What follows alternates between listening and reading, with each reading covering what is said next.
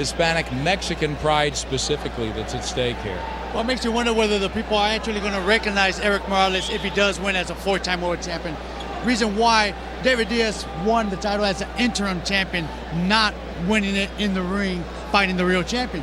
So it makes you wonder, whether you can take that position away from the legend, Julio Cesar Chavez. Well, I guess you could nitpick that way, but David Diaz, certainly by any stretch of the imagination, has a lot to prove tonight. I agree with you in terms of him winning the title because Casamayor basically vacated it, but he still had to rally and show lots of guts in his biggest performance against Jose Armando Santa Cruz. So we'll give him that, give him the belt. But again, given the fact that he is the belt holder, this would be his defining moment, no doubt, as a pro if he knocks off a legend. Oh, most definitely. We got to understand that, David Diaz is a champion. He fought, he won the title.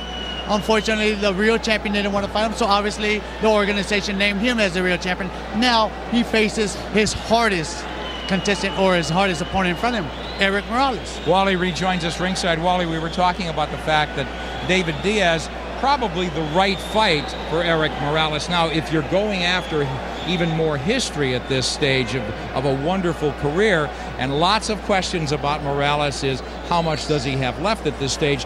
Diaz, as a champion, certainly in his own right, the right guy at the right time. The amazing thing to me is that David Diaz is the older man in this fight. It just seems like Erik really Morales is. has been around forever. He's been in so many tremendous fights. I mean, real wars. He's won some of them. He's won most of them.